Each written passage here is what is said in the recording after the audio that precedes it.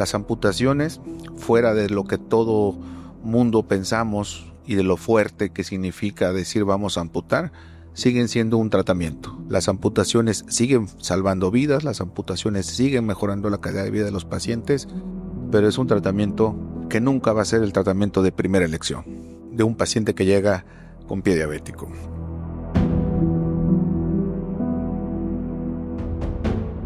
Para salvar una extremidad, primero debemos comprender la enfermedad que la amenaza. En este episodio de Circulando, vamos a plantear una cuestión fundamental.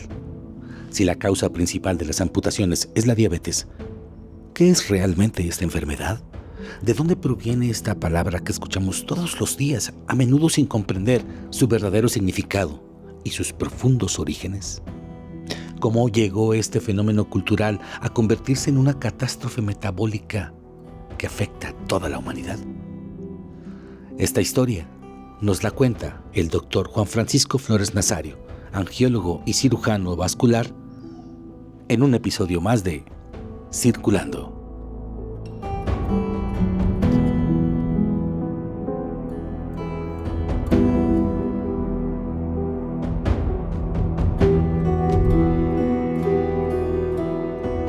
Para evitar las amputaciones debemos entender cuál es la causa principal de las amputaciones.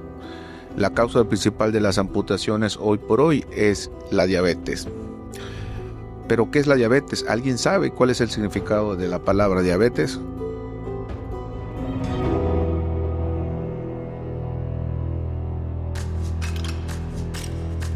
Diabetes es una palabra de origen etimológico griego que significa sifón o lo que pasa o lo que va a través. ¿Por qué se llama sifón o por qué se le denominó en la antigüedad a este síndrome, a esta enfermedad, diabetes? Porque las primeras referencias de la diabetes se datan de más de 2000 años en la antigua India y empezaron a llamar la atención porque cuando los pacientes que padecían esta enfermedad, en el momento que miccionaban, cuando se quedaba la orina ahí, atraía a las hormigas. Y estas hormigas llamaban la atención porque no siempre le pasaba a todos los pacientes.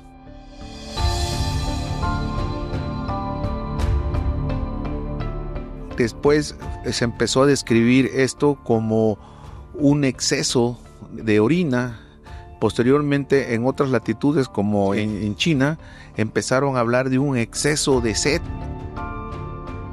Y ahí empezaron a estudiar por qué muchos de estos pacientes que tenían estos síntomas y estos signos cursaban con fatiga y con debilidad. En ese entonces solamente era descriptivo, hasta que Areteo de Capadocia, allá en el siglo II a.C., describió lo que hoy conocemos como la triada de la diabetes. Empezó a integrar el término polifagia, poliguria y polidipsia, aunque el que acuñó el término fue Apolonio de Menfis. Todo esto ocurrió en el antiguo mundo helénico, que fue la cuna de la cultura griega.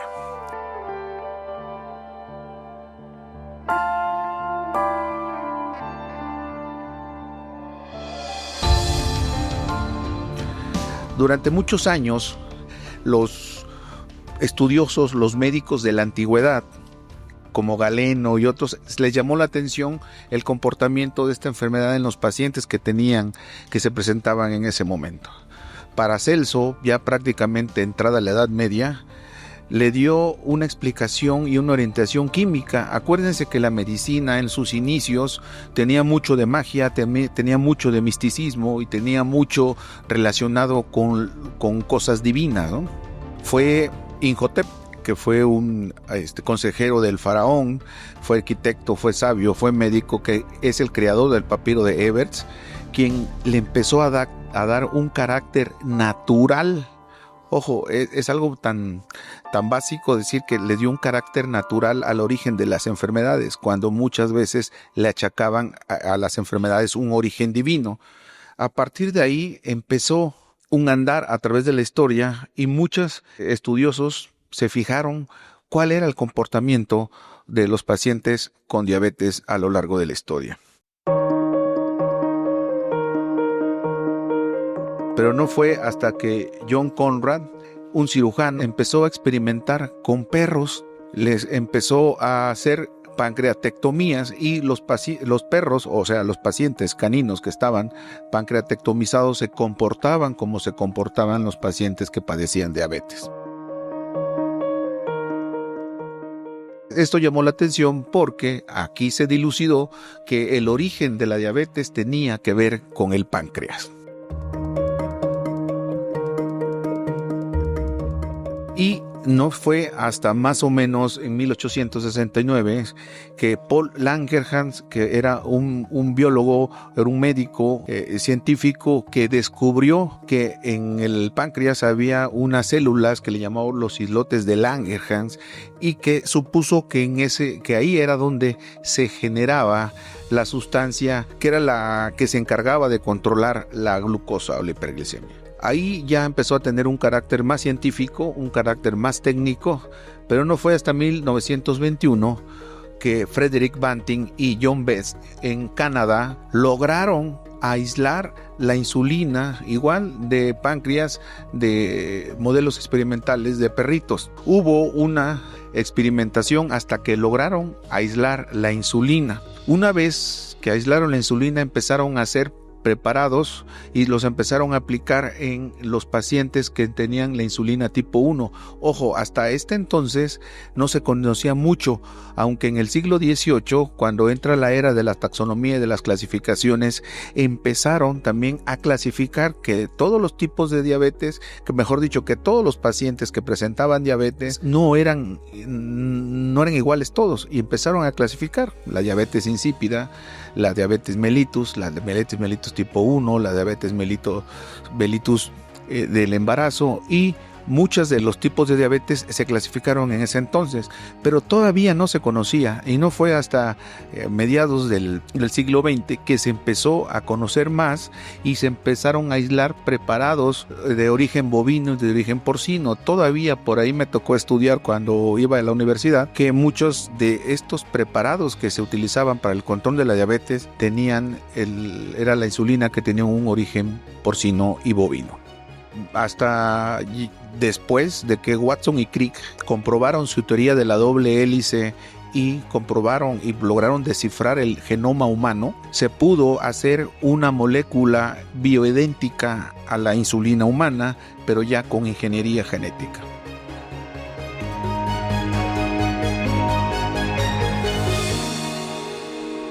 Circulando con el Dr. Flores Nazario.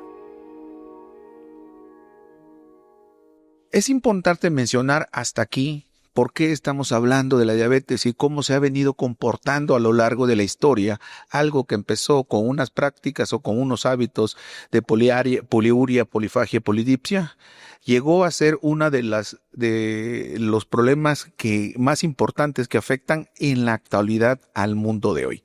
Pero la diabetes que presentamos hoy, el número de pacientes diabéticos que se conocen a la fecha, ¿es igual, válgase la proporción, con la población de hace 1000 años? No. La diabetes, cabe mencionar aquí, era una enfermedad rara en la diabetes. En la Edad Media, otro científico la empezó a relacionar que era más frecuente en los bebedores y los que tenían obviamente desórdenes alimenticios.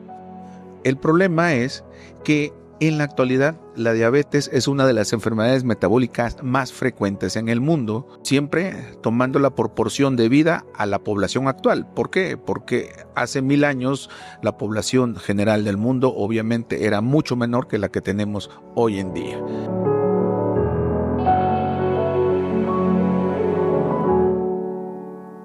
Pero todo empezó más o menos hace 8000 años antes de Cristo en una isla en Papúa Nueva Guinea, en donde se sabe que es el origen de la caña de azúcar.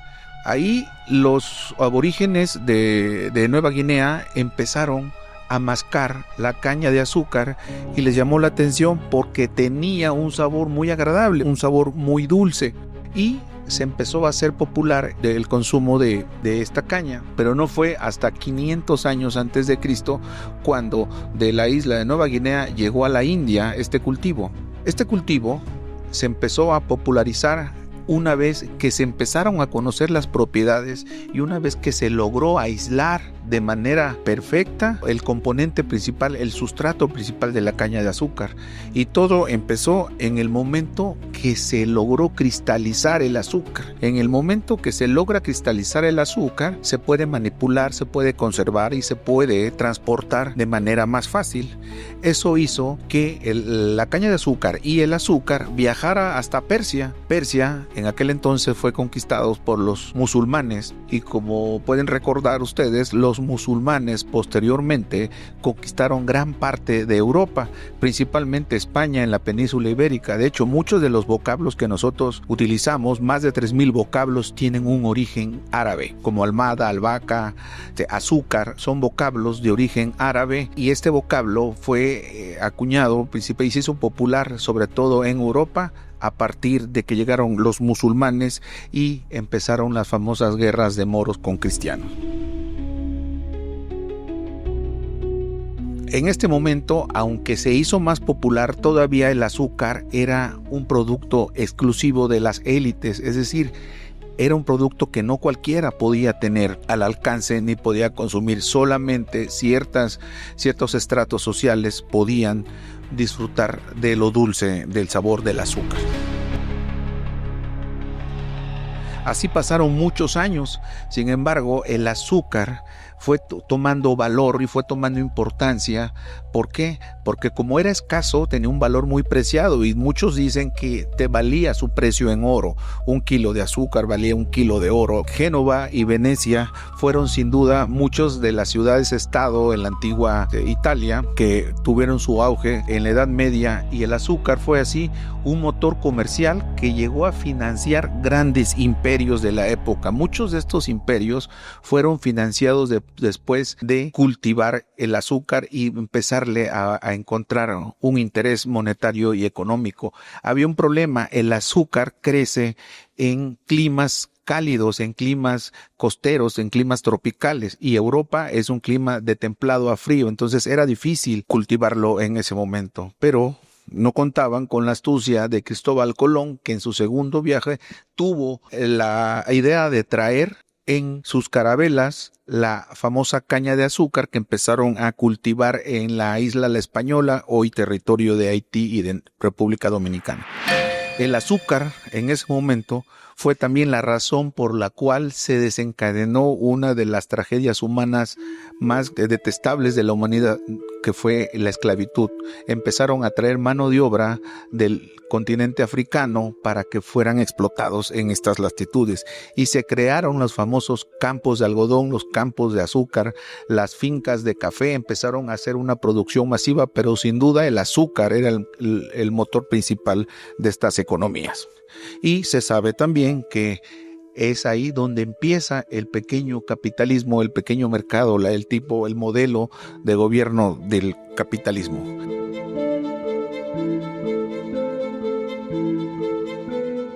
Muchos de estos imperios migraron de la forma feudal a la forma del capitalismo, y vemos aquí cómo muchos de estos esclavos perdían la vida ahí en los sembradíos del azúcar.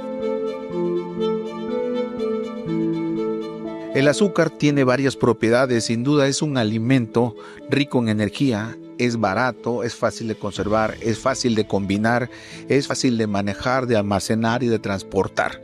No se echa a perder y sirve como un conservador. Muchos en la Edad Media empezaron a hacer las famosas conservas, que todavía aquí hay muchos pueblos en Michoacán que se hace la fruta todavía cristalizada y se puede conservar por gran tiempo. Se puede producir ron, se puede producir biocombustible, y como pueden ver, el mercado del azúcar es un mercado que solamente le puede competir el mercado del petróleo.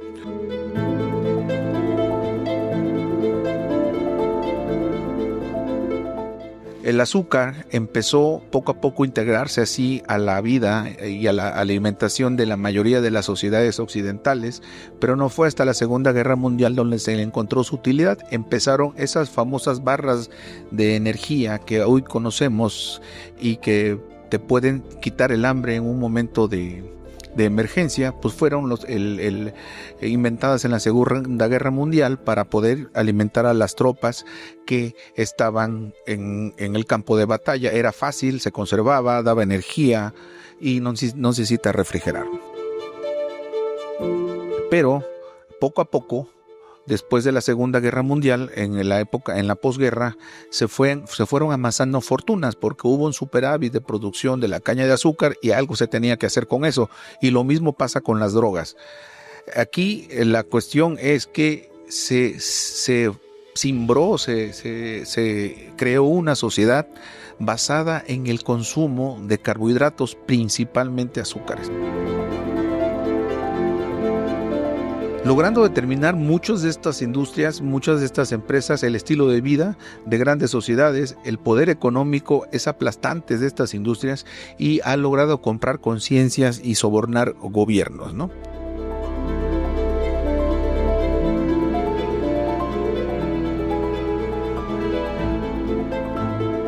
¿Cuál es el problema del azúcar? Como pueden ver aquí, todas estas marcas las podemos, si salimos, seguro, es probable que alguien de ustedes traiga alguna marca de estas en el bolso o la haya consumido hoy o la va a consumir mañana. El azúcar está en nuestra vida por donde nosotros nos fijemos, ¿no? Puedes salir aquí al Oxxo, al Walmart y vas a encontrar algunos de todos estos productos que tenemos aquí.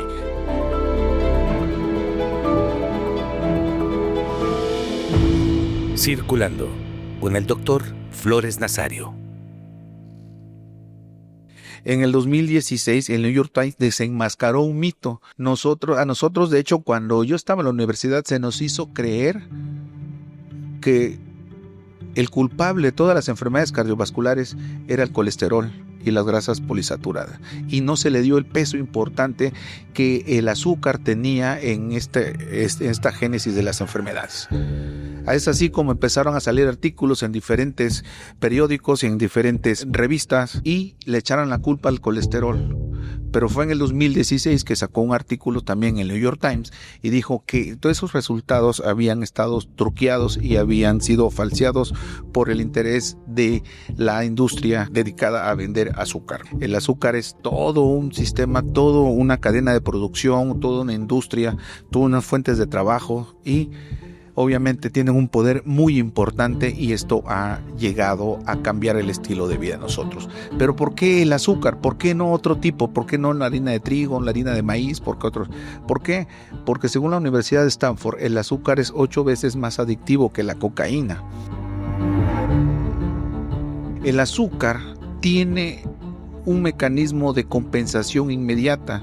Actualmente está de moda hablar de dopamina cuando eres adicto a las redes sociales, cuando eres adicto a las drogas, al alcohol, al tabaco, a diferentes sustancias. ¿Por qué? Porque vamos a tener un mecanismo de recompensa inmediato, es decir, se va a producir dopamina. Esta dopamina va a excitar ciertas neuronas del núcleo accumbens y nos va a dar una satisfacción muy grata y va a hacer que consumamos. El problema de esto, que también este consumo de azúcar va a generar tolerancia, y muchas veces cuando hablamos de tolerancia en el consumo de algunas sustancias, casi siempre podemos hablar de adicción.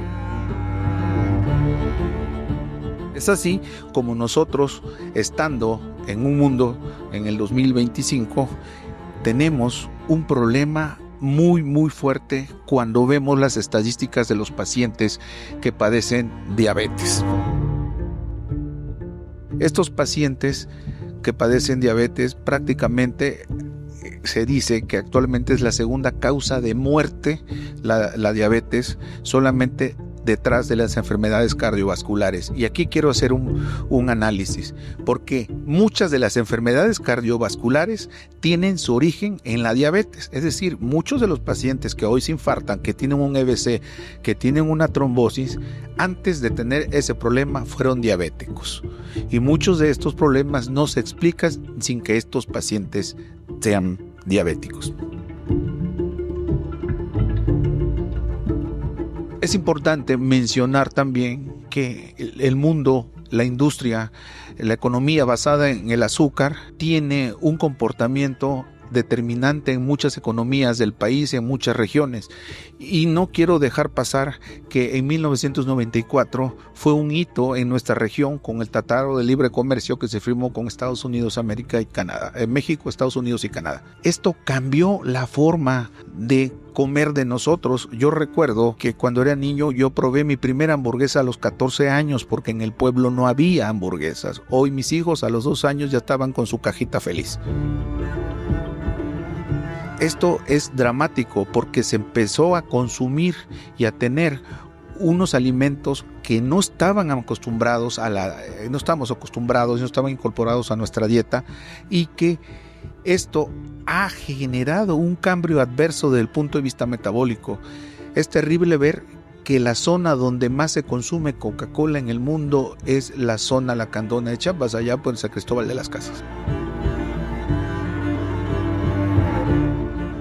Aquí podemos ver que nosotros, desde el punto de vista evolutivo, siempre tenemos una afinidad por lo dulce. Evolutivamente, así fuimos nosotros adaptándonos para poder identificar los venenos en la naturaleza. Lo dulce era algo agradable, era algo amistoso, era algo seguro, y lo amargo o lo agrio podía significar un veneno. Pero el hombre primitivo tenía que caminar más de 30 kilómetros diarios para poder tener esa recompensa. Hoy no nos paramos ni a cambiarle la tele. Es más, ya no movemos ni el dedo. Le hablamos a Siri o Alexa.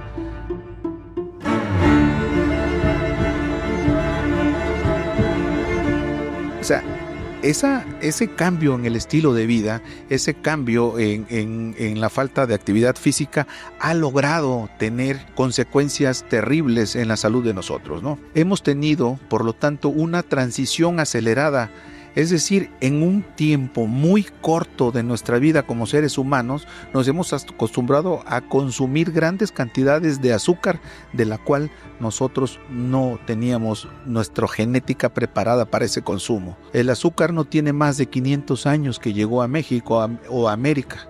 Los indígenas aborígenes de México estaban acostumbrados al consumo del maíz, ni siquiera trigo, no había por acá trigo, y de pronto en menos de 500 años empiezan a bombardear con azúcar y con trigo. Es importante ver que esto, aunado al confort, ya no subimos escaleras, ya subimos elevadores, hay escaleras eléctricas, ya pedimos todo por Rappi o por Didi o por Uber Eats.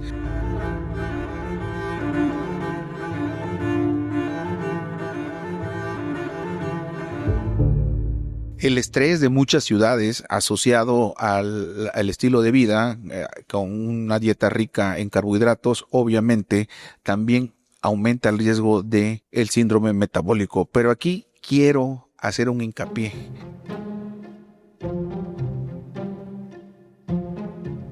Ha sido un cambio en la dieta de nosotros y en el estilo de vida tremendo en tan poco tiempo que no ha sido posible que nuestro cuerpo se adapte a estas grandes cantidades de azúcar en nuestro organismo. Esto ha generado que empecemos a padecer la diabetes. Y regresando al inicio de mi charla, la razón de estar aquí es evitar amputaciones, pero las amputaciones no es la única cara de este monstruo de 1000 cabezas.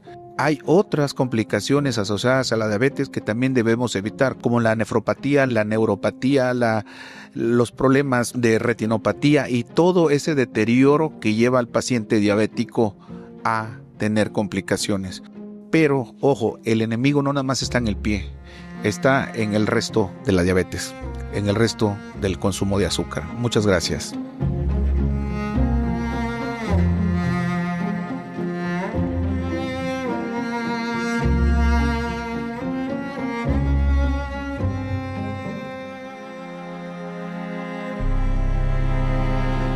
Este episodio está basado en la conferencia de bienvenida impartida por el Dr. Juan Francisco Flores Nazario en la inauguración del 23º Congreso Internacional de Pie Diabético, celebrado en Morelia, Michoacán, del 3 al 6 de diciembre por la Asociación Mexicana de Pie Diabético, Amexipied.